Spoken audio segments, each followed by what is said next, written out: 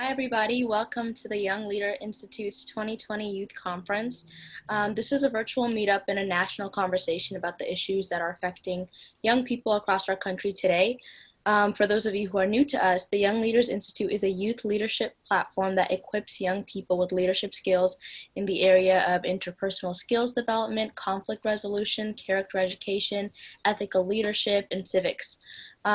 YLI, the Youth Leadership Institute, also offers year-round mentorships and internships to high school students and to college students across various disciplines and leadership roles. Today, we bring you a discussion on police brutality, the systemic dehumanization of Black and Brown people, and how we can fight injustice by supporting the Black Lives Matter movement. Today is also Juneteenth, which is also known as Freedom Day. Juneteenth is a day of great historical significance to the African American community. On this day in 1865, the enslaved Africans living in Galveston, Texas, found out that they were freed. It is the oldest nationally celebrated commemoration of the ending of slavery in America, and while it's not currently recognized as a federal holiday, there is a growing movement amongst the Black community and its allies to make it one. My name is Lena Mohammed, and I'd like to welcome all of our viewers from around the country and around the world who are streaming with us on Facebook and YouTube.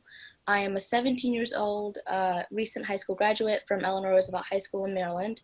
I first joined the Young Leaders Institute in September of 2019, and it's been an incredible experience to be part of an organization that offers young people so many opportunities by way of leadership development and real-life experiences. It gives me great pleasure to serve as your moderator for this discussion. With us today, we have Public Defender Sajid Khan, Civil Rights Attorney Norman Harris, and the founder of Restore Justice, Adnan Khan, here to talk to us about the implications of the ongoing systemic oppression of Black men and women. We will be taking questions at the end of our discussion, so you can drop your questions in the chat box at any time. So we're just going to get right into it. The extrajudicial killing of George Floyd has sparked a global outcry, protests, riots, looting, in addition to a global solidarity movement. While this is not the first time we've seen civil unrest break out as such, it is the first time that we have lived through such an experience during a pandemic. So Norman, let me begin by asking you, after you introduce yourself, what's different this time? Well, thank you for having me, and I'm so excited to be here this evening to join in a very, very important discussion. As has already been stated, my name is Norman Harris. I am an attorney, primarily based in Florida, Tampa, Florida, Hillsborough County. I practice criminal defense, personal injury, music entertainment, and I've begun to practice some civil rights law as well. To answer the question, what's different this time? I think there is a mood of urgency that has swept the nation, and I think it comes from the idea that, enough is enough. Here in Florida, some years ago, I think it was in 2014, we had the Trayvon Martin situation, and there have been one case after the other. And I think with the George Floyd, it's just enough is enough. And one thing that helped fuel the energy, I believe, is the video. That video that was released was probably one of the most clear videos that has gone viral that depicts the real gruesome nature of the racial violence that we see so often. And thank God for video, for cell phone and cell phone cameras and videos. Totally. I'm so grateful that we do have those resources. It's pretty much the only weapon that African Americans do have against the police. So moving on, Sajid, you're a public defender. Could you tell us a little bit about yourself? Yeah, my name is Sajid Khan, and I've been a public defender in San Jose, California for 12 years or so, representing people accused of all sorts of crimes in my locality. Starting representing people accused of misdemeanors, then moving up to representing people accused of felony crimes. I also represented juveniles in our juvenile court for about 2.5 years. And then currently I handle homicide cases in our county. So I represent people that are accused of homicides. And I have been doing that, as I mentioned, for about a dozen years. in addition to that, I'm relatively active in terms of writing about the criminal legal system, writing about my work as a public defender. I have a blog that I maintain, as well as a podcast called Aider and Abettor, which one of our co-panelists, Adnan Khan, was a guest on a couple of months ago, where we talk about the criminal legal system, about our lives, my life and my colleagues' lives as public defenders, and we reflect on current events like George Floyd's death and other current events that touch upon the criminal legal system, and attempt to add our perspective to it. Well, I can only imagine that over the years, you've probably witnessed people get away with murder, literally, and vice versa, innocent people getting locked up for crimes that they didn't commit. So in your line of work, are you finding that Black and brown people are criminalized disproportionately greater than their white counterparts?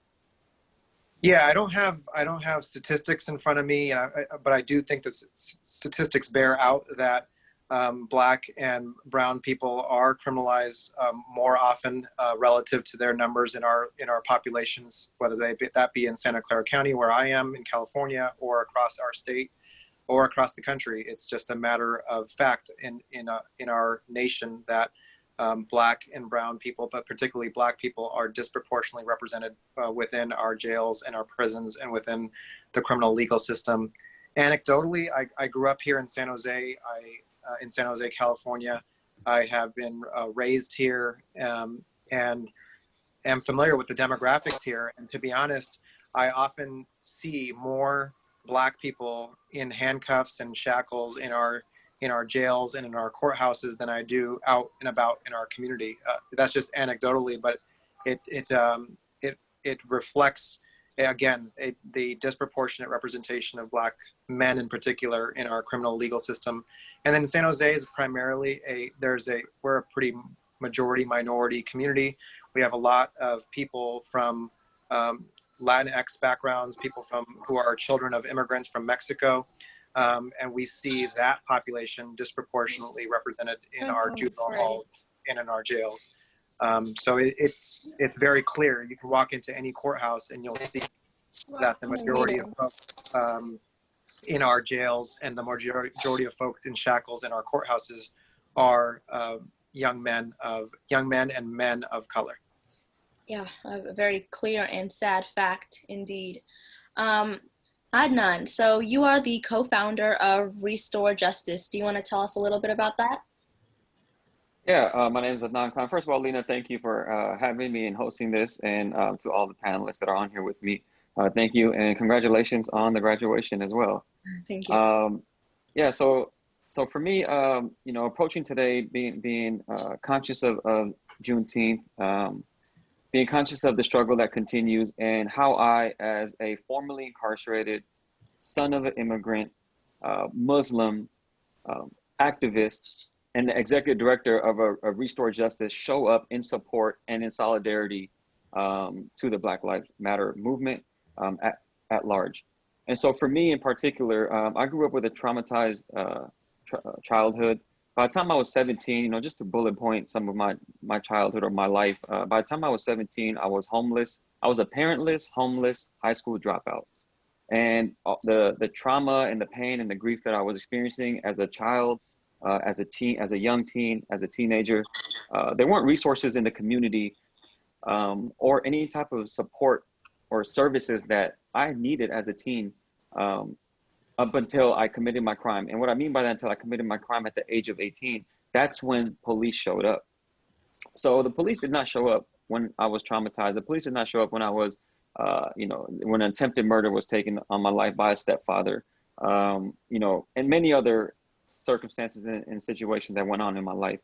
But by the age of 18, I hit rock bottom and I committed a crime. And subsequently, I was sentenced to 25 years to life in California State Prison. And I ended up later on, about a decade and a half almost into my incarceration, I co-founded this organization called Restore Justice with a co-founder from outside, a couple of them. And we created this community and collaboration and organization of currently incarcerated people with people outside from the community. And from that, we started, initiated, strategized, and organized around a law in California. It's called Senate Bill 1437. And I ended up being the first person resentenced under the bill we helped create from our own organization from within prison. So I'm a huge advocate of impacted people making a difference, making a change, even from a prison system. So I ended up serving 16 years in total. And the same judge that sentenced me to 25 years to life resentenced me after we passed the law to 3 years and said, you've done more than 5 times that amount, and I'm going to release you today. And that was last year in January of 2019. So I've been out ever since, and my advocacy and activism has not stopped and has continued. So I have more to share, but I'll probably pause right there. And again, thank you for having me, and an honor to share this panel with everybody else that's here. Thank you for being here. So just going into restore justice a little bit more, working to reform the criminal justice system, do you believe that we have a, quote, justice for all judicial system? Is our system fair across the board? No, we don't have a fair system. It's not just. It is it's racist. It's oppressive, and that I can prove that through anecdotes. I can prove that through statistics. We see what's happening now. There's a direct link to when we talk about defunding the police, right? That term, defunding the police. If police officers across the nation get our tax dollars, people who work, 115 from last time I checked, $billion go to policing. 80 extra $1 billion go to our prison system nationally. But the services that I was talking about, trauma therapy, proper or quality education for marginalized communities, substance recovery classes or courses or help. There's a huge homeless crisis, and we don't house the unhoused because we don't have funding for it. And so what ends up happening is at a very young age, even this concept of school to prison pipeline, because they have police officers in school, instead of getting treatment or understanding, you get criminalized. So at a very young age, Black and brown people start getting criminalized as kids, as early as 7, 8, 9, 10 years old, coming into police contact. I don't believe that 8, 9, 10-year-olds, 12-year-olds should be coming into police contact.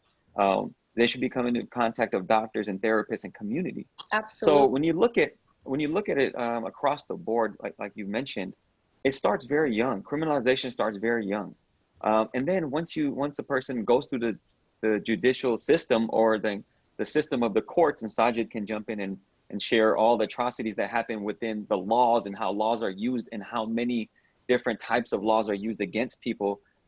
It's extremely disproportionate. And then when you get to prison, you just see visually, like when I first got to a prison facility, just visually looking, you can see Black and brown people flooded on the prison yard.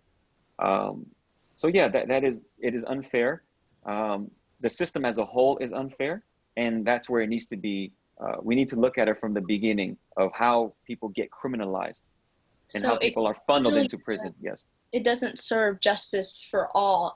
Does it serve any justice? Is anyone getting justice out of the criminal justice system, or is it just some groups are and others are having a harder time, receiving a just experience through the system?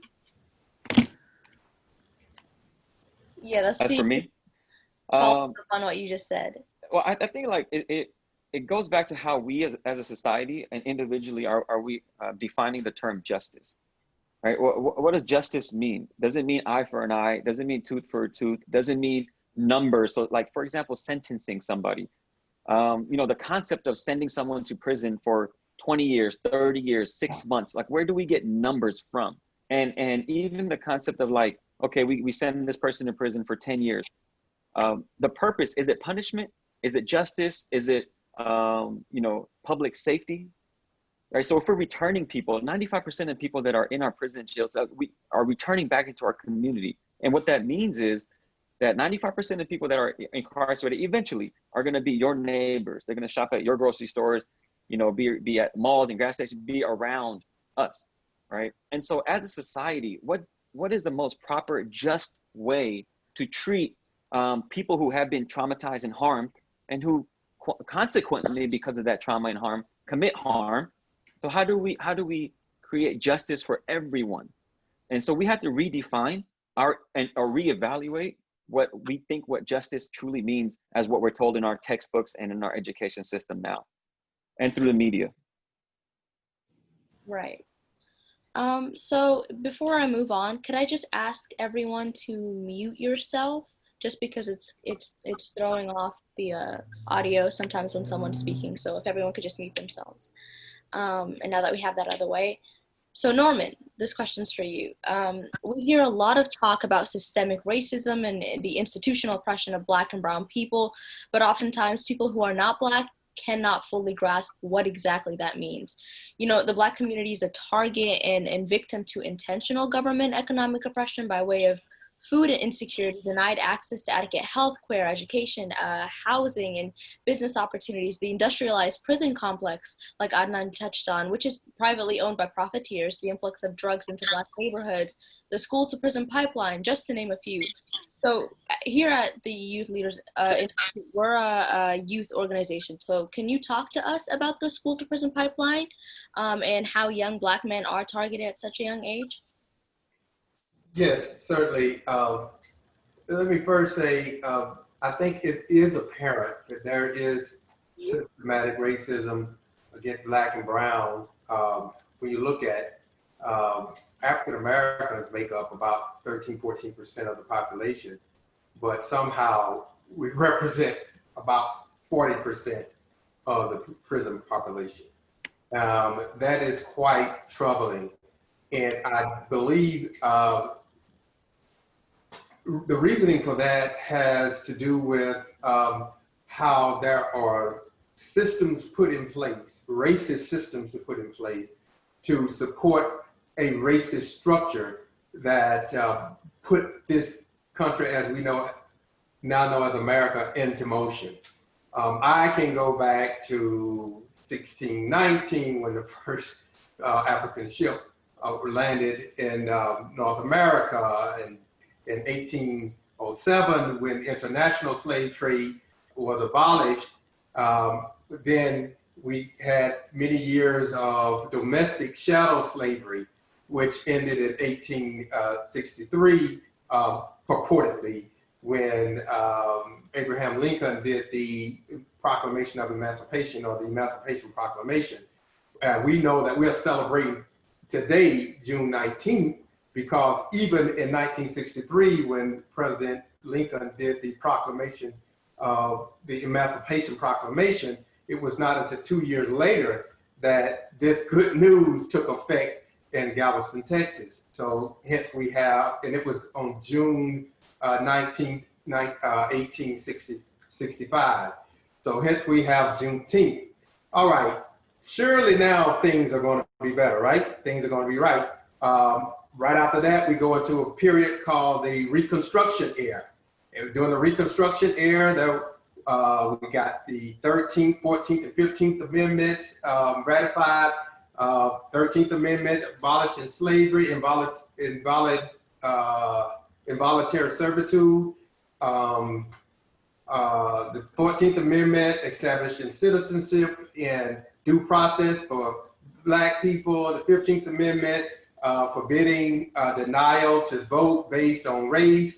But guess what? Right after the Reconstruction era, what do we have? We have Black codes, and followed by the KKK, followed by Jim Crow, which was fueled and given energy by a Supreme Court case in 1896, I think, the Plessy versus Ferguson, establishing separate but equal. So here we go, coming now into the 1900s, fighting KKK and fighting separate but equal and Jim Crow and all of that good stuff.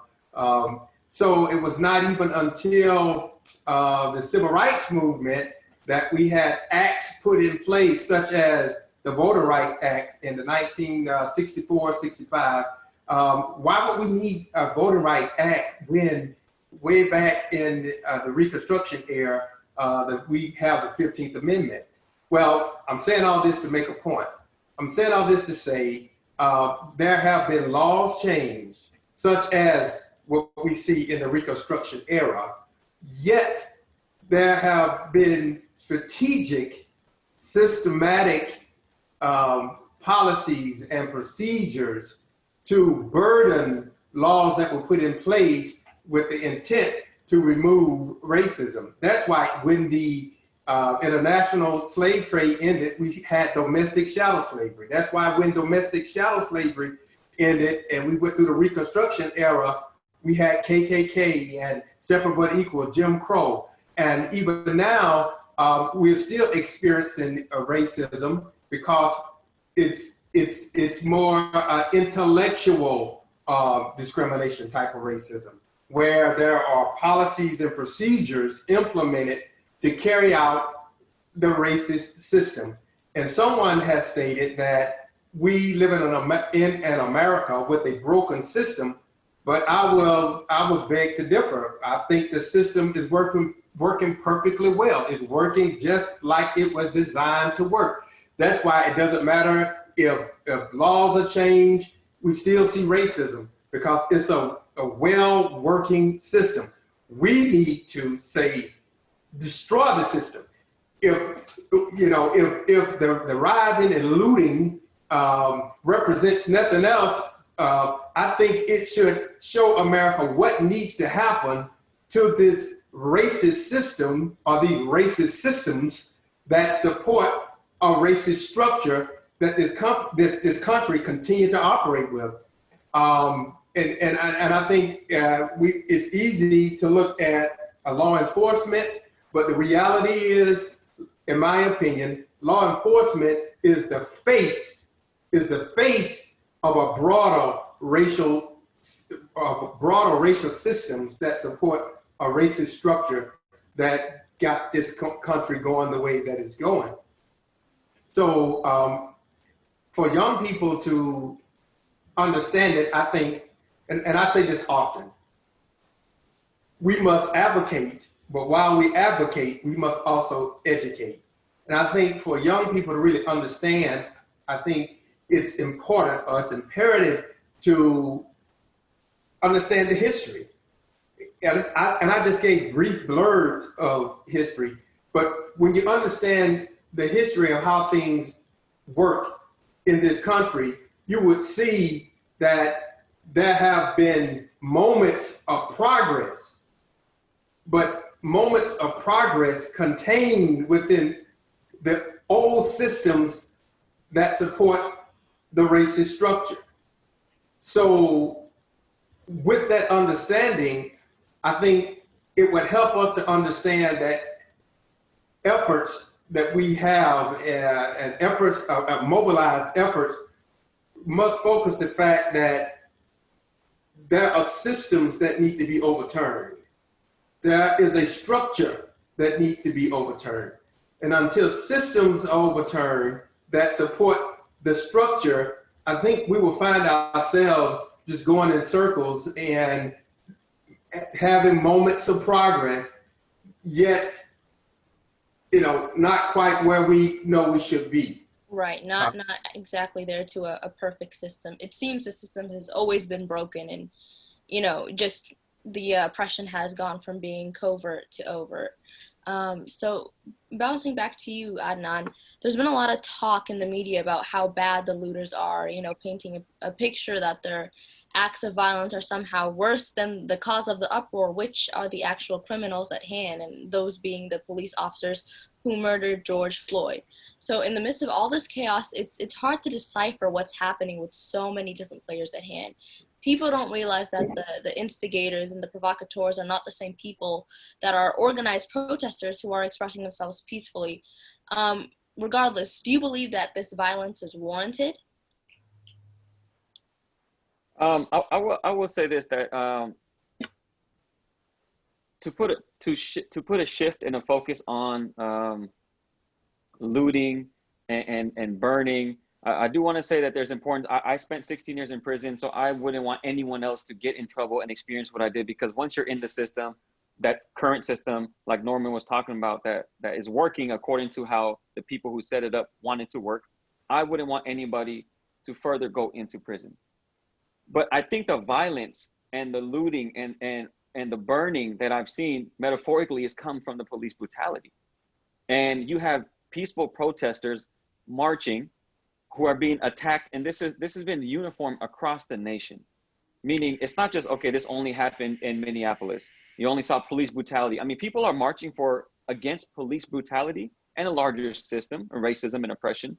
But in specifically, like, against police brutality, and it was met, the response was police brutality. And it happened in every state across the nation, and it happened in every state across the nation. It happened in every town or city that these protests were happening in across the nation. The brutality was very consistent. So I think that that is where, in my opinion, the focus should be. I'm not saying that we should encourage any type of violence. I don't want anyone to go into the prison or jail, because it is a vicious system, and it's a system that's how someone, like you mentioned, the agent provocateurs or whoever it is, kind of creating that on purpose.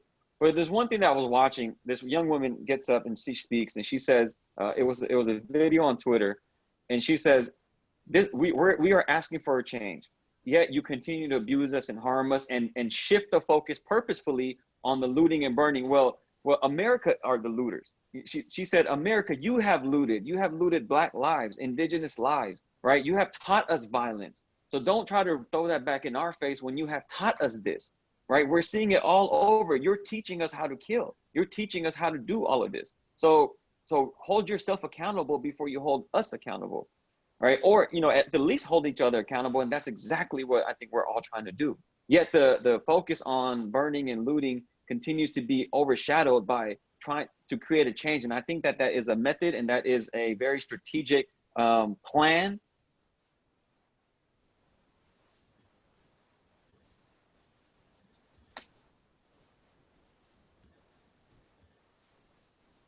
I think it seems we've lost you, Adnan, for a second there, mid-sentence.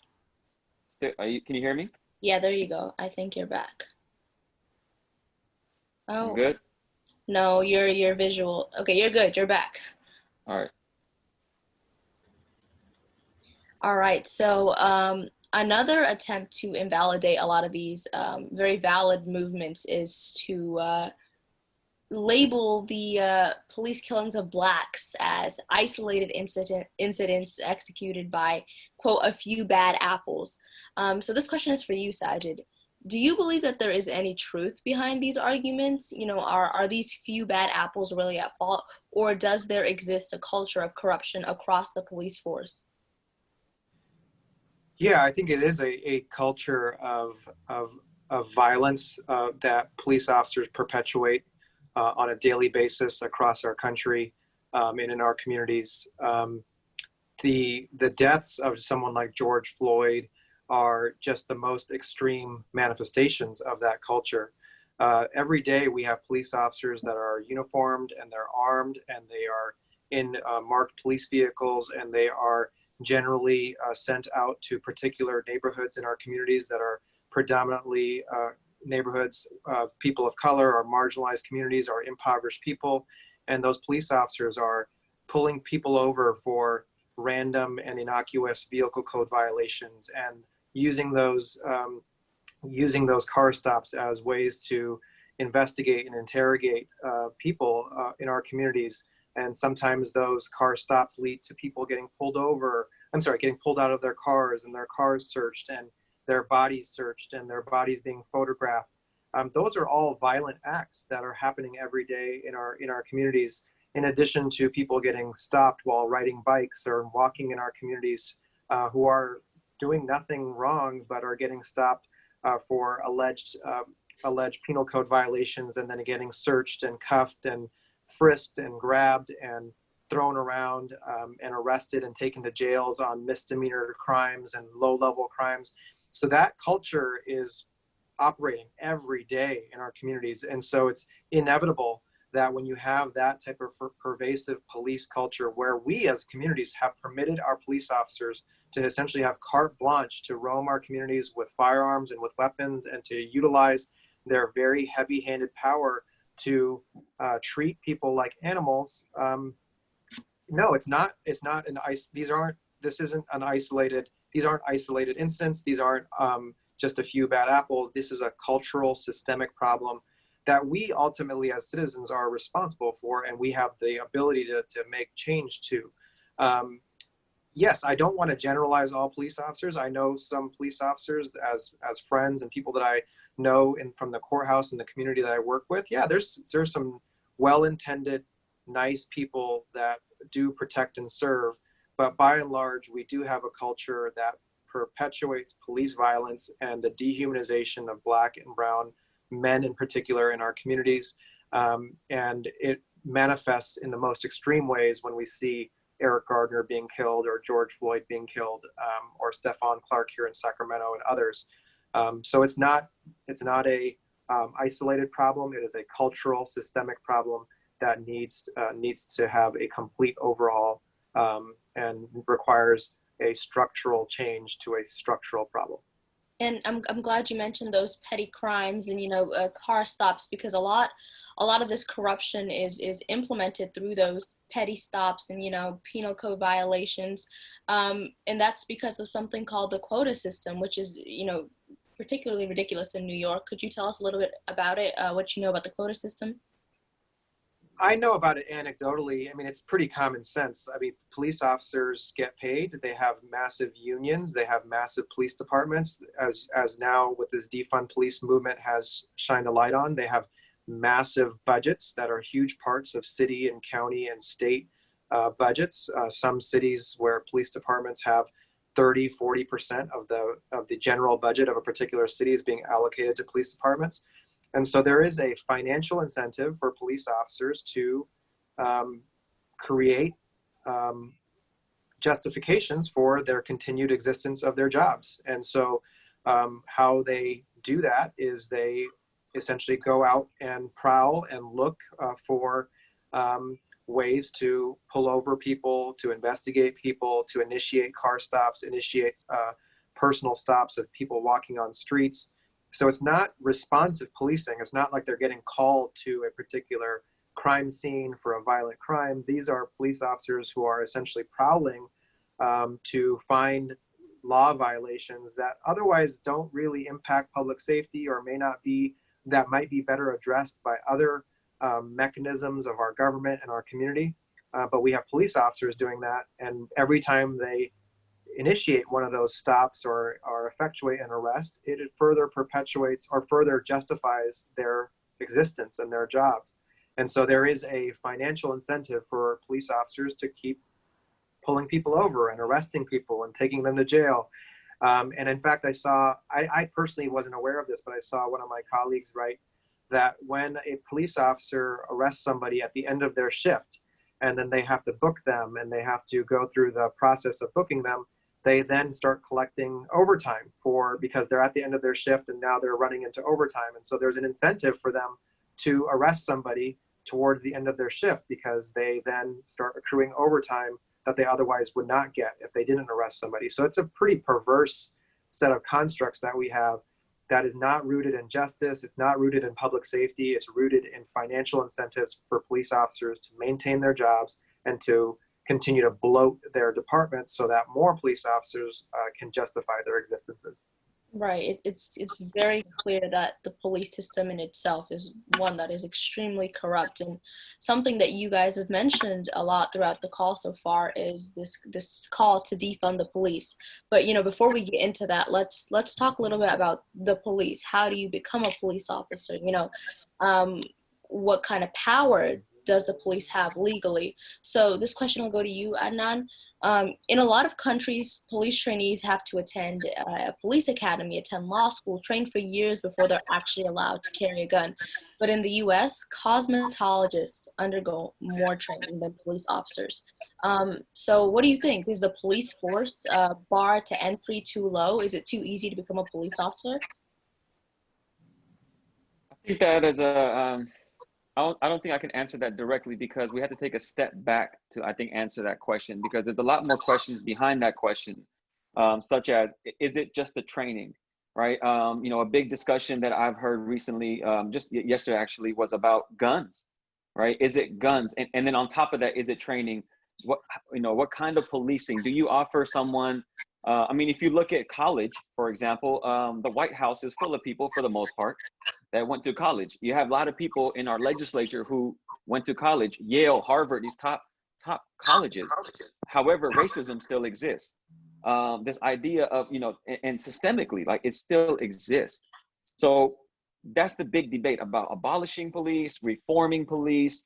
Those are the conversations we need to, kind of like Norman, you said it, man, like, we need to educate ourselves deeper into some of these conversations. So even if somebody gets a degree, what are they getting a degree for?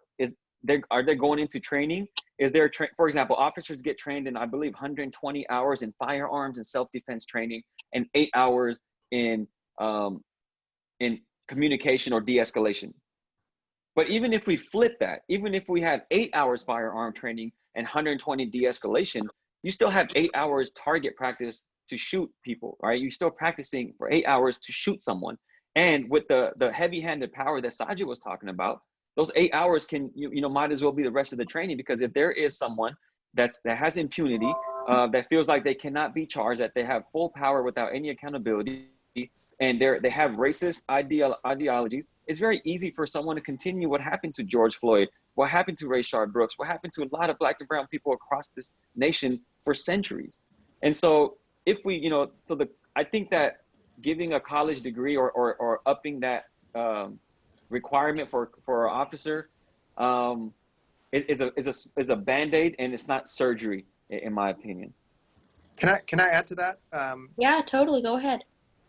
I don't know if it's a function of whether the bar is too low to become a police officer, or that the training needs to be longer or anything like that. I do think there needs to be a culture shift in a couple of regards. One is whether we need police officers to be responding to certain things at all. When someone is going through a bout of drug hallucinations or drug addiction, or if they're suffering from a mental health crisis, or even a domestic violence issue within a home, or someone at school is having behavioral problems.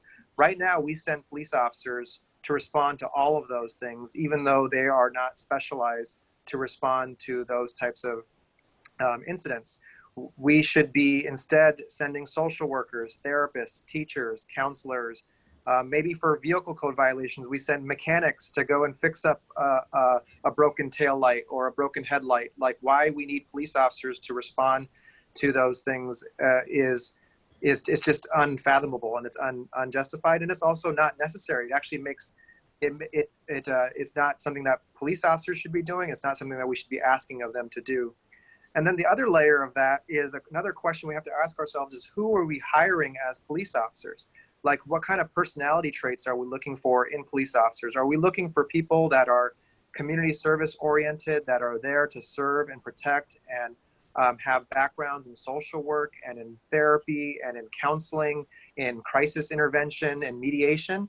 Or are we hiring former football players and military personnel who are essentially warriors in uniforms, who are aggressive and who are, quote unquote, masculine and are violent? That's the sense that I get, is that we are hiring those types of people. And so it's not surprising that when we hire en masse people that are violent, confrontational, that are aggressive, that they are going to go out and commit violent, confrontational, aggressive acts.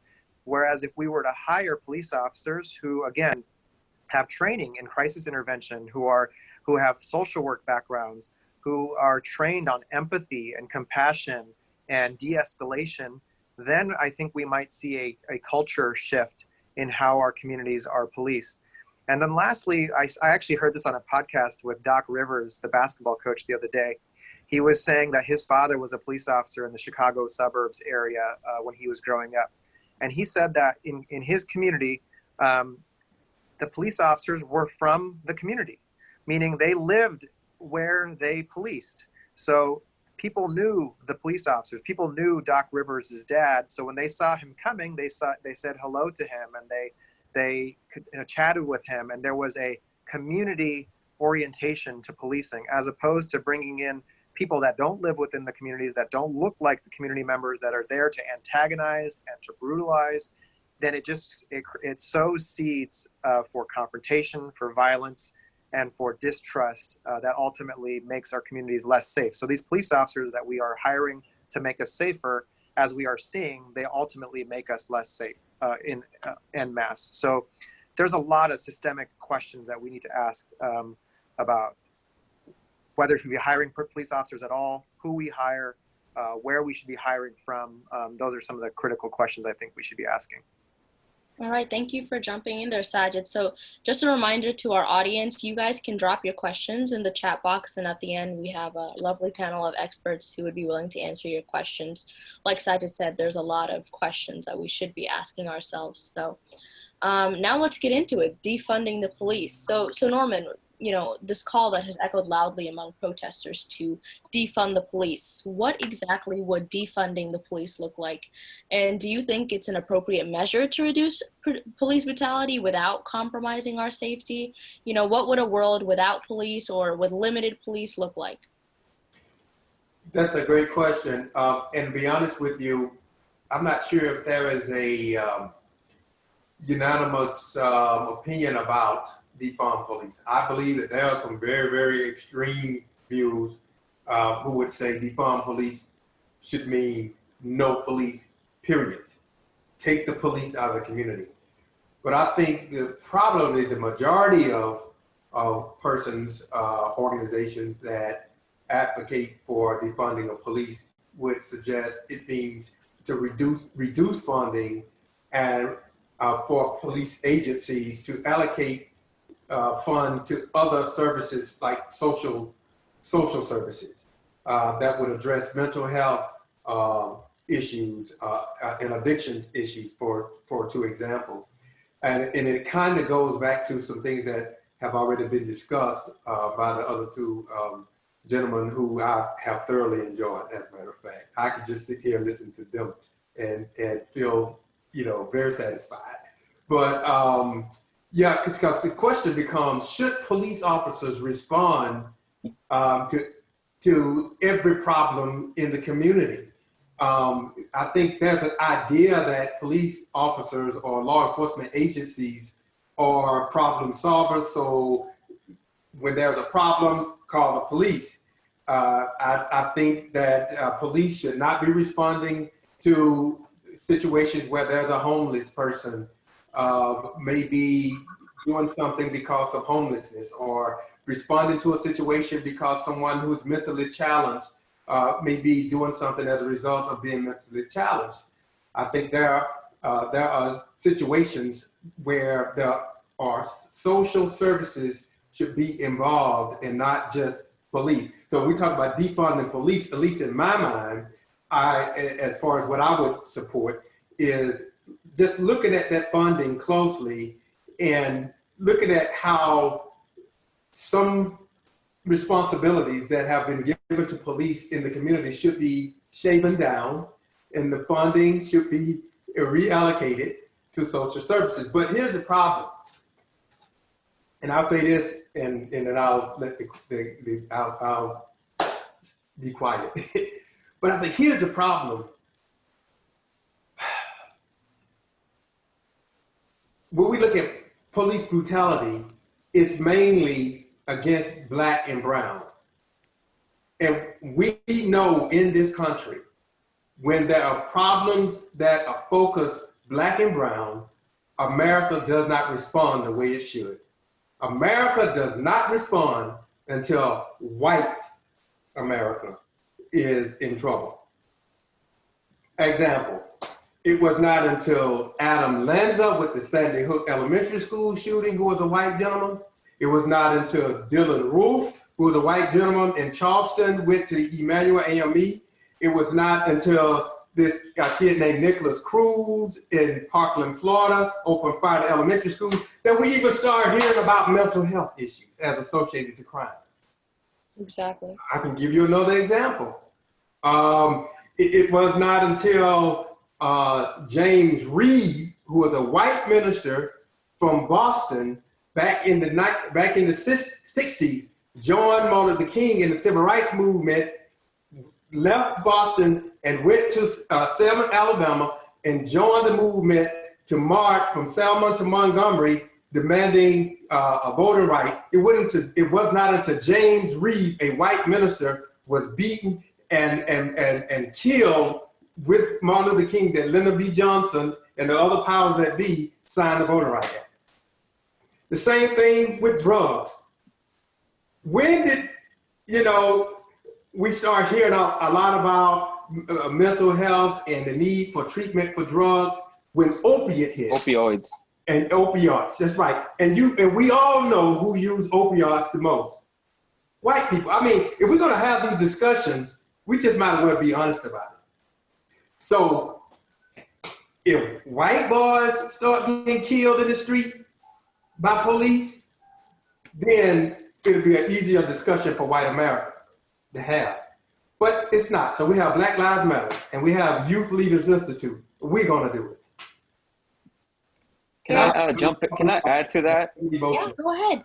And it's not so much directed, Lena, to your question about the police, defund the police, but I would like to just jump on the point about the race dichotomy that Norman's talking about. And one of the reasons I was really happy to come on this panel, and specifically seeing a lot of Muslim people being represented, on not just this panel, but in the audience. I think it's very important for me as a non-Black male, how do I show up in the movement as support?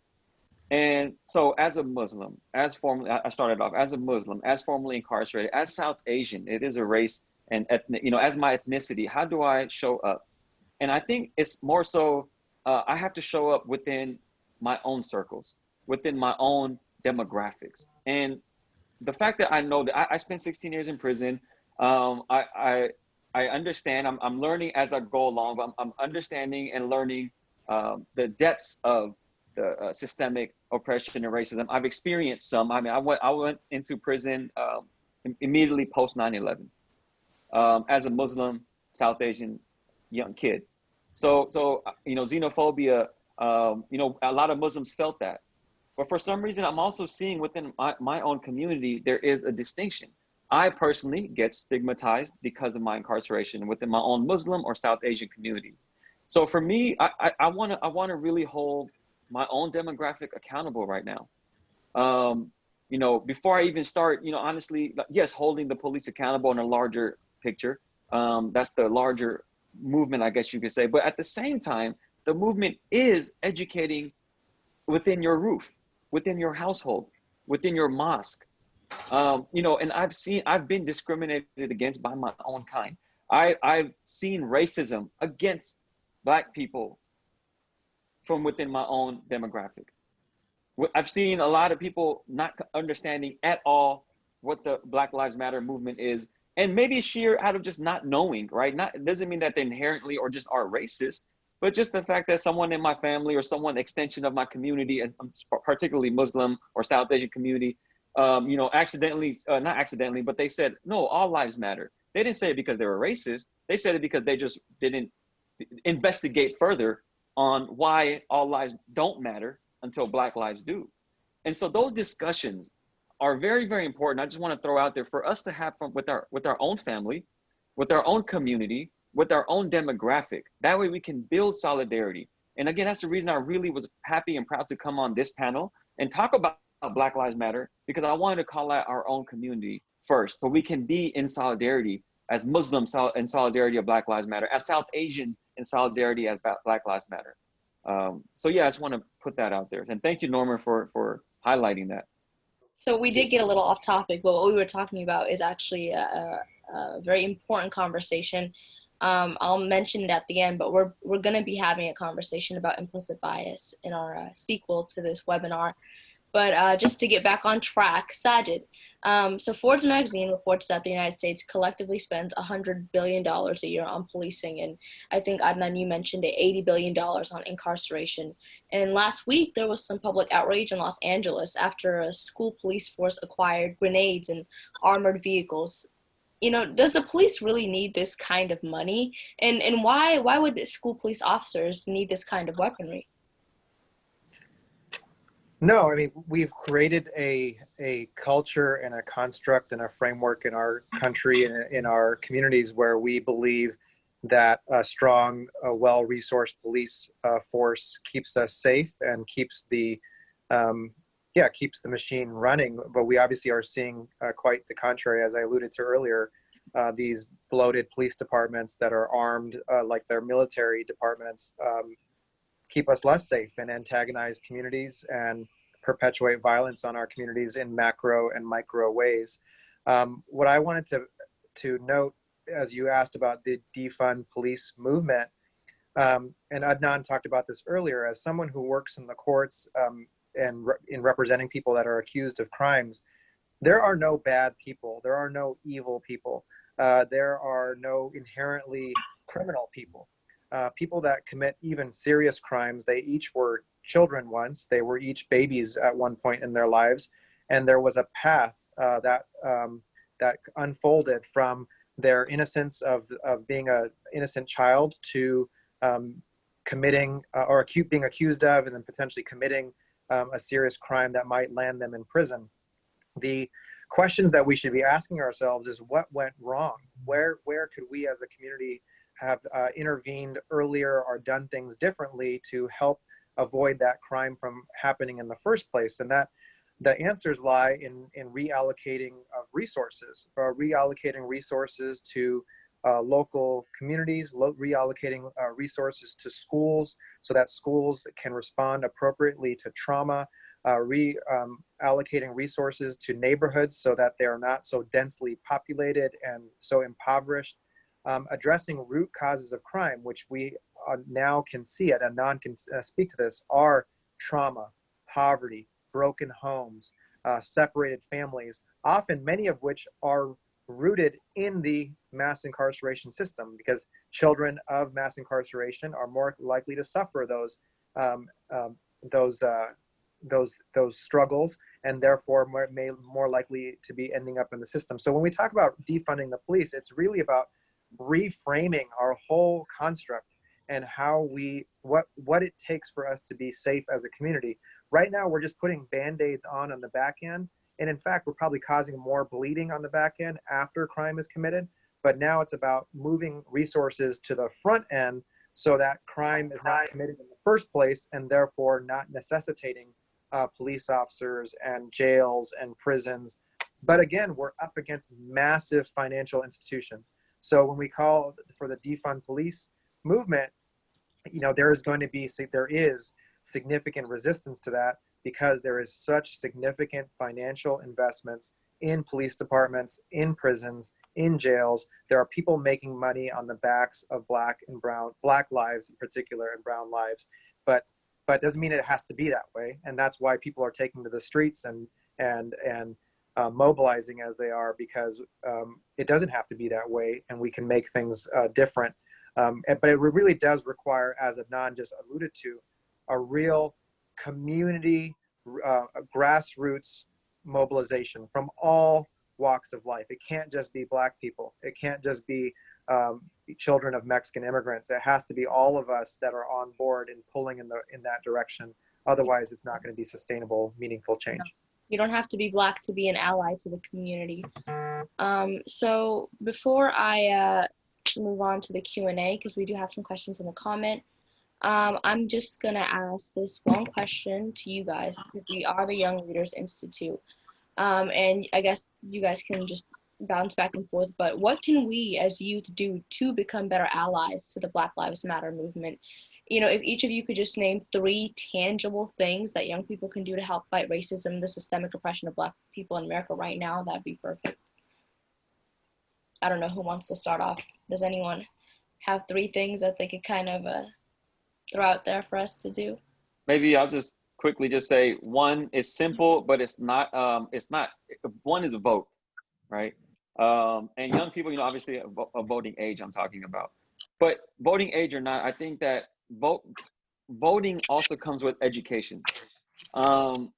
There's so many things that come on a ballot. There's so many things that when you go in that voting booth that we may not know about. So it's very important to actually get active politically. And it's not just vote for the president. Yes, of course, right? Vote for the next president, but think locally.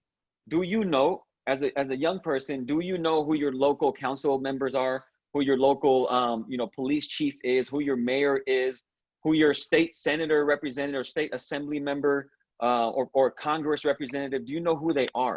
Do you know who, like the governor? Do you know how that person even got in that position? What their values are? Because if they are literally representatives, which means that they should represent your values. And if they don't represent your values, then why are we voting for them? And by not voting, we are still giving, in essence, our vote away to the person we don't want and be in that position. And that's how this systemic thing, one way, this continues. So I want to, encourage vote, but educate who you're voting for. What are their values? What do they think about, police brutality? What do they think about defund the police? But also, what do you know about defund the police? So you could match some of what their values are with yours, or if they are or not. That's one, is voting, but educate yourself on all the people and policies that you're voting for or against. Second thing is, I want to encourage you all, as many, to start running for these elected positions, right? And I think that's what is happening. If you look at the White House, it's white, right? If you look at most of Congress or look at the legislature, it is people who come from perhaps privileged communities. I'll give you an example. When I got out, I went to the state capitol here in Sacramento, California. And I went around and I went and met with tons of legislators, thanking several who voted yes on the law that ended up getting me out, but also sat with people who, legislators, senators, and assembly members who voted no. What really stood out to me was that there was this legislator who represented, let's say, a very, very wealthy area in California, But what's interesting is when any justice reform or prison or any type of progressive bill towards communities come across his desk, he always votes no. And he just blatantly said that, I vote no because, my constituents, I have to represent my constituents. But what's interesting is the people that this individual represents, who are very wealthy people, it's sad that he has a vote in what happens in inner city Oakland, inner city Los Angeles, inner city Richmond, or inner city whatever. Like that is also a significant problem, to where you have wealthy communities or people who represent specific people in communities have a vote on what happens that aren't affected by people in their communities, in our communities, I mean. So I think it's very important to really identify who people are that are representing and what communities do they say that they represent. So that's two things. One is vote, educate yourself on voting. Two, run in these positions yourself as impacted people. And three, I want all the young people to start connecting. I'm seeing a lot of conversation about police brutality and defunding police, but it's not necessarily being connected to our prison system. Mass incarceration has and is still a huge, huge problem. And there is a direct connection, a direct link to what's happening in our policing system, which means that we don't have resources for our communities that create that pathway. Like Sajid was saying, from a person who was a baby, I always say that I went from an 8-year-old little league baseball player to, by the time I was 18, I was parentless, homeless, high school dropout with a life sentence in prison. And the police showed up after I hit rock bottom. But then I went to prison that continued to harm me. So the bleeding continued, right, Sajid? Like that's what he was saying. So I want all the young people to continue to educate and learn how to make those connections to what's happening in our community with the policing, to the prison system, what's happening now, because there's 2.3 million people in prison right now on Juneteenth, a day of freedom that we're talking about, that are in chains literally right now in our in these old relics. And I'm going to end with this, that we, knocking down these statues has been great to see, but the prisons are also racist relics that exist in our communities, in our states and in our country as well. All right, thank you, Adnan. So you're telling us representation and connection, connecting with each other and doing what we can to make sure more youth are represented. Norman, Sajid, you guys, Adnan said it all, but you guys have any other things to throw in there? Because a lot of us youth want to get involved, we just don't know how. So if you guys could tell us, it'd be great. I can chime in and very briefly say I agree with Adnan. Help me with the name. I want to say it correctly. Adnan. Okay. Yeah, with voting. only thing I add to that is please pay attention to local government. A lot of times when we think about voting, we think about the federal and the presidential elections, but the state attorney in your county, the mayor of your city, city council, county commissioners, they all help shape the culture of where you live. And it's always helpful to start right in your own neighborhood, right in your own city, right in your own county. And votes do matter. I actually ran for public office a couple of years ago, and it was very disheartening to speak to so many young people who had no interest in voting because they felt like their one voice just would not make a difference in the big scheme of things. But I think your vote is your voice, and your voice matters, and it can make a difference. And concentrate on local elections. Secondly, whatever it is that young people feel in their hearts to do career-wise, I would suggest to see every opportunity, regardless of what your career path is an opportunity to make a difference in your circle. I don't care if it's carpentry, I don't care if it's education, I don't care if it's being an attorney, whatever it is, do not assimilate the dominant culture. If dominant culture does not agree with the values you hold. Go in and with the mind and the attitude that I'm here to make a difference in my own circle. And the last thing I would suggest is form your own organizations, just like Youth Leadership Institute. And also join other organizations like the NAACP or movements like the Black Lives Matter movement, and just become educated on other organizations in your community, the local organizations that you can be a part of to kind of help put yourselves in the circle and surroundings of like minds, and just kind of try to unify your efforts with other people with the same or similar efforts to help move the agenda. All right, thank you for that. So youth, what we're hearing is get involved, stay connected, take initiative, vote. We have a lot of potential, and thank you guys for showing us that we actually can do a lot with what we have. It's just all about working together and doing what we can. So before we move on to the Q&A, I would like to thank Nadia Hassan, the founder and executive director of Young Leaders Institute, for organizing this amazing panel. So thank you, Nadia, for that. And now that we've gotten our questions out of the way, I'm just going to kind of go into the chat box. I'll read aloud questions, and if any of you wants to answer, you can just take the question just so we can see what the audience is thinking. Lena, can I answer? Can I give one answer to that question about? Sure, go ahead.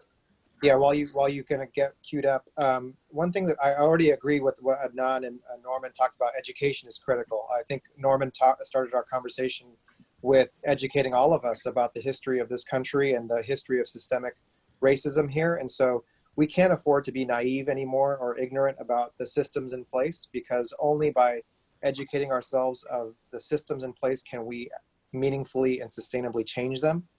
And then the other thing I wanted to say that practically speaking is we can really focus on changing our language. Jalen Rose, the basketball player, he was saying he wishes America loved Black people as much as they love Black culture. And how we talk is really critical.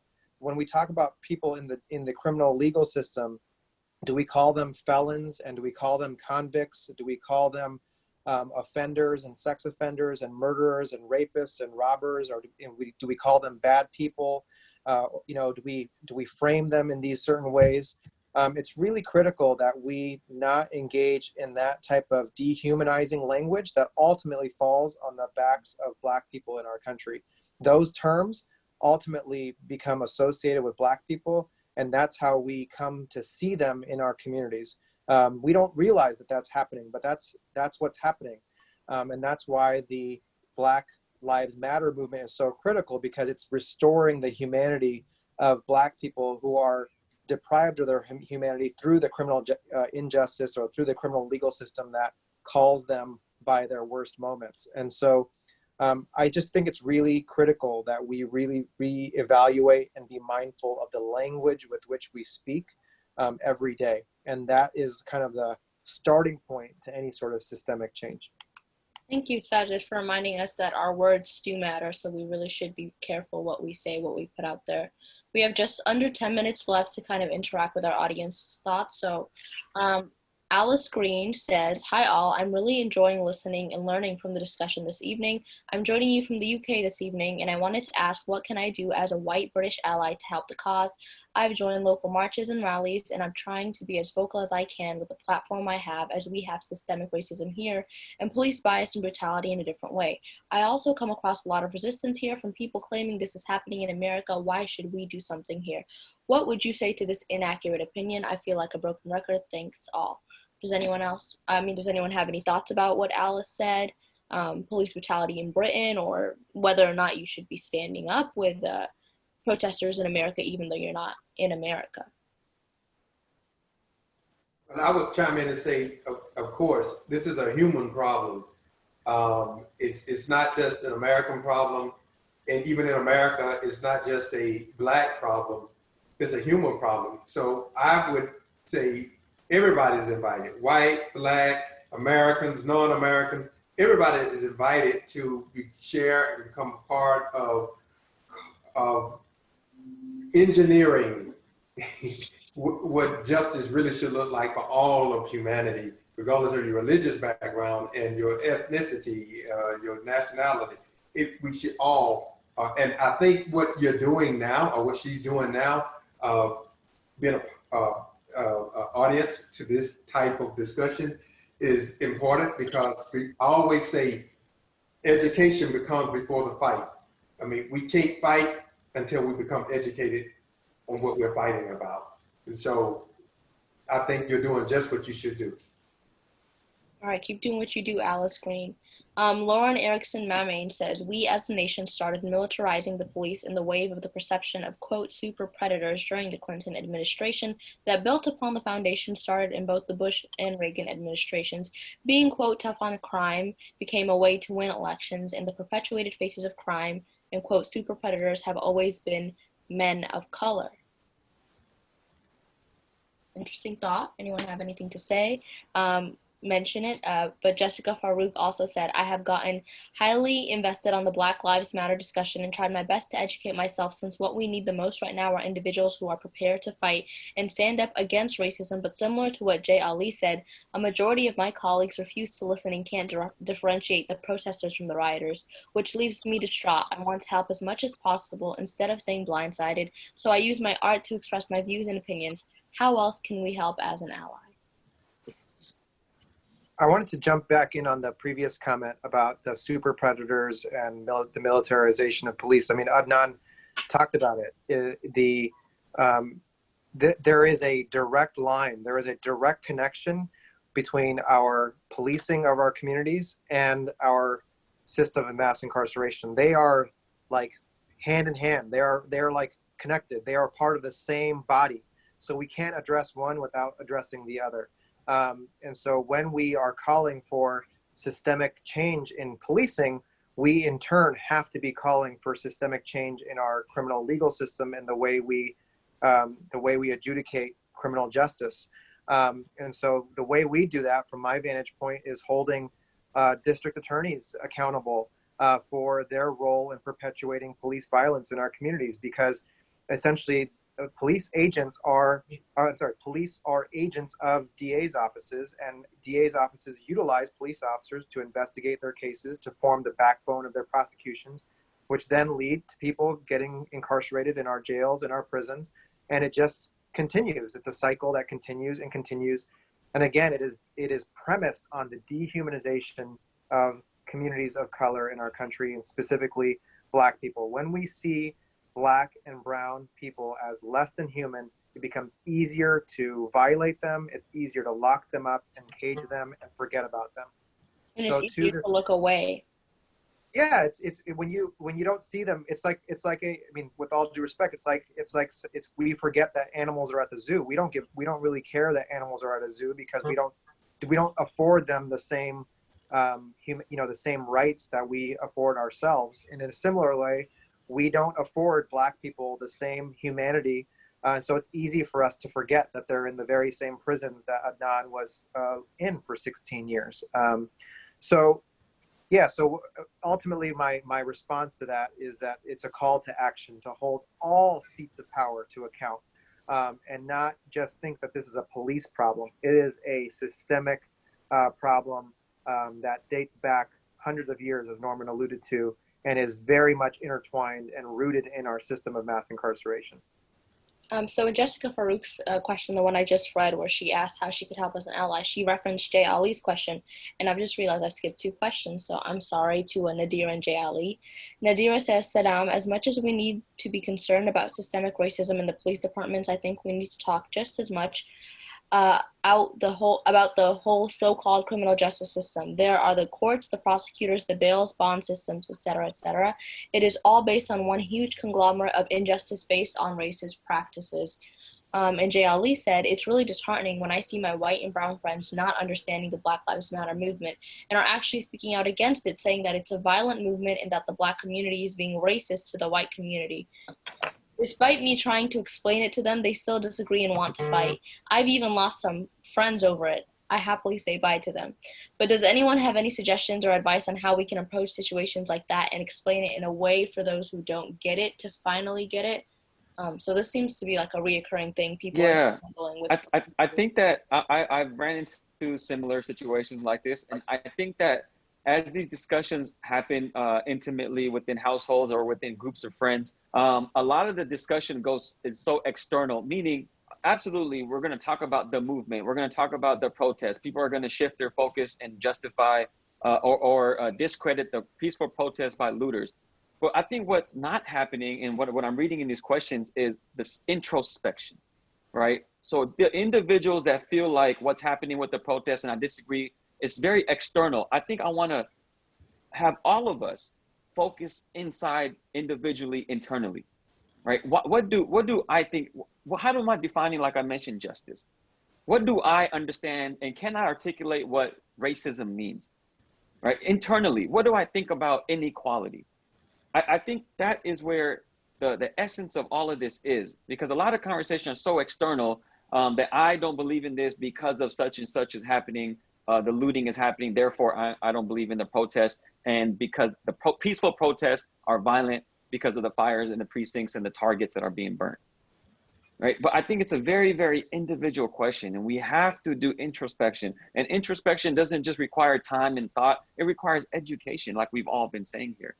For me to understand, like, I used to think being incarcerated and the way I was dehumanized, the way I was treated by correctional officers, which has not been a topic of discussion yet. We've talked about police brutality, but there's correctional officer brutality. You started off, Lena, by talking about cell phones, and thank God for cell phones. Well, they don't have them in prison. And the brutality that I've witnessed and experienced is still secret, is still hidden. So when we think about, like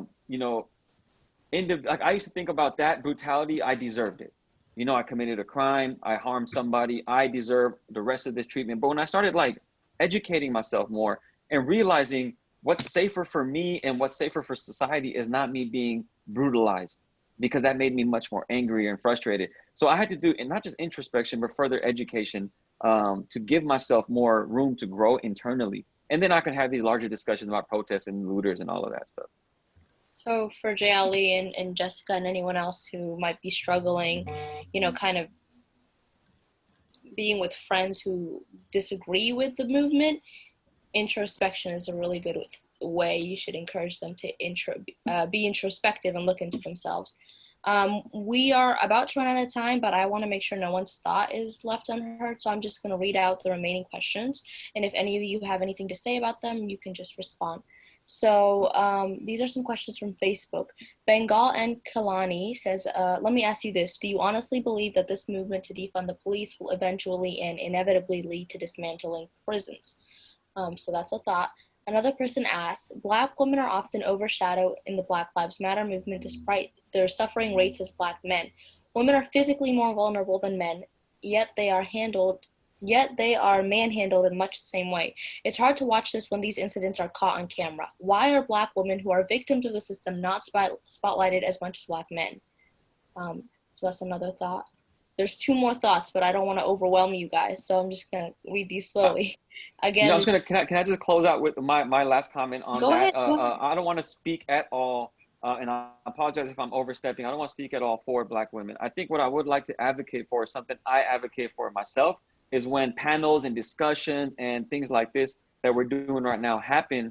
I see a lot of panels about about prisons and COVID, for example, or prisons conditions without formally incarcerated people being represented on these panels. So I think it's important to, as we have these discussions, you know, I see, Lena, you are a moderator, which is great, but I would love to hear your thoughts as well throughout, you know, this hour and some change that we've had. You know, so the representation, I think, starts in, you know, stuff like this that we're doing now. And furthermore, I think that we need to continue to uplift that representation in all walks of life, whether it's panels, whether it's legislators, whether it's local city council leaders. That needs to be highlighted more and more. Thank you. That was actually a really nice note to end this on. That concludes our webinar discussion for today. I'd also like to thank Sajid, Norman, and Adnan for their contribution to this special edition Youth Conference into Society. Thank you guys for what you do. Keep doing what you do. You guys are an inspiration to me and youth all over. We will be hosting a sequel to this discussion next week on Friday, June 26th, where we'll discuss implicit bias, policy advocacy, and legislative change on a federal level, which are some things we touched on, with 3 new panelists and experts in the field as a way to support the Black community. We'd also like to invite you all to stay connected with us and follow us on social media.